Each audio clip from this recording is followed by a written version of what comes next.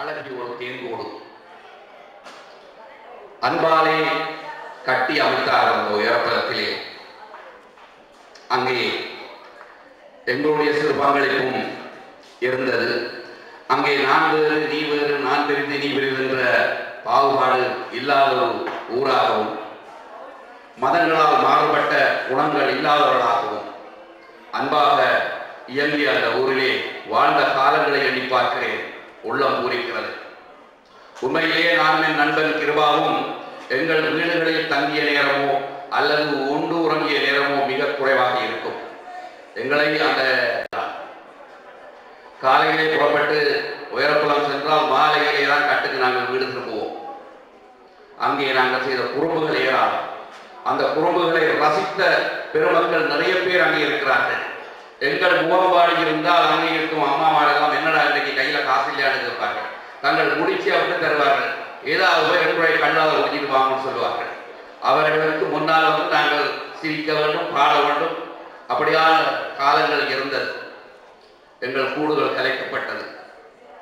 ஒவ்வொருவராக ஒவ்வொரு திக்காக பறந்தோம். வாழ்க்கை வேறு ஒரு கோணத்திலே இயங்க தொடங்கியது. எப்போது நாம் எல்லோரும் ஒன்று கூடுவோம், எப்போது அந்த மண்ணிலே கால் பதிப்போம், தடம் பதிப்போம் என்று நெருக்கங்களோடு ஒருவரும் வாழ்ந்து கொண்டிருக்கிறோம். வாழ்க்கை சுமை எங்களுக்கு வழியாகி போகின்றது. தெரிந்தோ தெரியாமலோ இங்கே வந்த ஒரு இயந்திர வாழ்வுகள் பின்னப்பட்டு விட்டோம். அதற்காக சேலம் அழுத்தபடி இயங்கிக் கொண்டிருக்கிற வாழ்வை தான் இங்கே வாழ்ந்து கொண்டிருக்கிறோம். என்னை பொறுத்தவரையே நான் ஒரு கலைஞனாக மாறியதோ என்னவோ தெரியாது. ஓரளவு நிம்மதியாகவும் ஒரு இனிமையையும் எனக்கு கொடுத்து கொண்டிருக்கிறது. பல ஊருக்கு நான் நாடகங்களுக்காக செல்லும் பொழுது என் உறவுகளை அடிக்கடி சந்திக்கக்கூடியதாக இருக்கிறது. 2-3 வருடங்களுக்கு முன்னதாக கனடாவிலே ஸ்கார்ப்ரோ என்ற இடத்திலே உயரப்புற மக்கள் ஒன்றாக வசிக்கும் அந்த இடத்திலே என்னை அழைத்து அவர் எல்லாரும் ஒன்றாக இருந்து சமைத்து சாப்பிட்ட அந்த நிகழ்வு கூட என் மனதை அடிக்கொண்டிருக்கிறது. என் அன்பான உறவுகளே, நாங்கள் தேசம் தாண்டி வந்தாலும் ஏதோ உண்மை பிடித்திருக்கும் இந்த தோஷம் களைய வேண்டும். நாங்கள் என்று ஏதோ ஒரு அழகிய வீட்டிலே அமைதியான வாழ்க்கையோ அல்லது இயந்திர வாழ்க்கையோ வாழ்ந்து கொண்டிருந்தாலும் அங்கே எங்கள் உறவுகள் இன்னும் அவலத்துள் அந்த துன்ப சூழலிலே இறுக்கப்பட்டு திறந்த வழி சாலையிலே வாழும் ஒரு வாழ்க்கையை வாழ்ந்து கொண்டிருக்கிறார்கள். அவர்களை மறந்து விடாது. எங்கள் வாரிசுகளுக்கு எங்கள் வேர்கள் அங்கே புடுங்கப்பட்டன, அறுக்கப்பட்டன தனிய ஆணி வேரினும் அந்த மண்ணிலே இருக்கிறது என்பதை நீங்கள் ஊட்டிக்கொள்ள வேண்டும். தமிழோடு சேர்த்து ஊட்டுங்கள். உன் பாட்டன் பாட்டி வாழ்ந்த அந்த மண் அங்கே இருக்கிறது. அந்த மண்ணை வளப்படுத்த நீ உன்னை இங்கே வளப்படுத்த உங்கள் முடிந்த வரையில் கல்வி செல்வங்களை ஊட்டி அந்த வளங்களோடு என்று ஒரு நாள் எங்கள் தாயகத்துக்கு திரும்ப வேண்டும். அந்த மண்ணை மீண்டும் எழுப்ப வேண்டும் என்ற கனவுகளோடு வாழுங்கள். எங்கள் காலம் இங்கே முடியப் போகின்றது. காகத்தின் கூட்டிலே இடப்பட்ட குயிலின் முட்டைகளாக நாங்கள் எங்கள் வாரிசுகளை இங்கே பொறித்து தள்ளிவிட்டிருக்கிறோம். இந்த குயில்கள் கூவத் தொடங்கும் பொழுது இங்கும் இதே எங்களுக்கு அங்கு என்ன நடந்ததோ அதை இங்கு நடக்கத்தான் போகும். நிறவெறி, மொழிவெறி, ஆற்றல் மிக்க குழந்தைகளாக வளரும் போது வரும் அந்த தரப்படுத்தல் வரி என்று எங்கள் பிள்ளைகளை துரத்தத்தான் போகிறது. எனவே எங்களுடைய எல்லோருடைய எதிர்நோக்கும் எங்களிடம் எங்கள் மண், எங்கள் மொழி, எங்கள் தேசம் இருக்க வேண்டும். எனவே கிடைத்த இந்த வாய்ப்பினை லாபமாக பயன்படுத்தி அத்தனை செல்வங்களை முடிந்த வரையில் பிள்ளைகளை உள்வாங்க செய்து அந்த வளங்களோடு மண்ணிலே நாங்கள் மீண்டும் சந்திக்க வேண்டும். நாங்கள் சந்திக்க முடியாமல் போனாலும் இந்த குஞ்சுகள் அங்கே போய் எங்கள் மண்ணை வளப்படுத்த வேண்டும் என்று கேட்டு இப்படியான ஒன்றுகூடல்களை அடிக்கடி மேற்கொள்ள வேண்டும். அப்போதுதான் எங்கள் குறைநிறைகளை கலைந்து தேவைகளை குறித்து கடமைகளை அட்டவணைப்படுத்திக் கொள்ள முடியும். நான் ஒரு மேடை பேச்சாளர் அல்ல. எனக்கு மயக்கத்திலிருந்து நடிகை சொன்னால் நடித்து விட்டு போவேன். வார்த்தைகளை சரளமாக வந்துவிடும். ஆனால் உங்களை காணும் பொழுதும் என் மண்ணை நினைக்கும் பொழுது வார்த்தைகள் சங்கமிக்க என்னை போட்டு குழப்பி அடிக்கிறது. எனவே நான் இதோடு நிறுத்திக் கொண்டு மீண்டும் நேரங்கள் தரப்படும் பொழுது என்னுடைய நாடக வித்துவத்தை காட்டுவேன் என்று கூறி விடைபெறுகிறேன். அன்புக்கு நன்றி.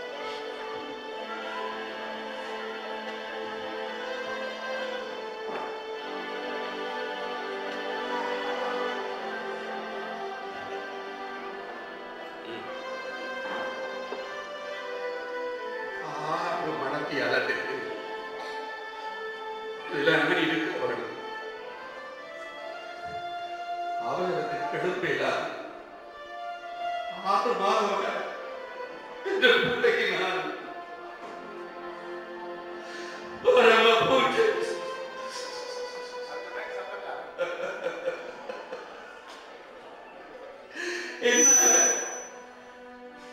அவருடைய வாழ்க்கை பட்டவராக போய் கொண்டிருக்கு.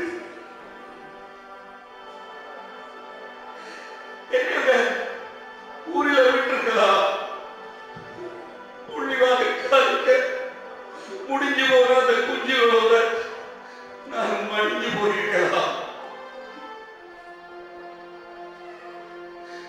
வாழ்க்கை வாழத்தான் என்ன போகின்ற நிலையில யாருமே வாழக்கூடாது. கனதர முயற்சி செய்திருக்க இந்த ஒரு கட்டளை பறிக்கும். நான் தோக்க மாட்டேன், நான் தோக்க மாட்டேன்.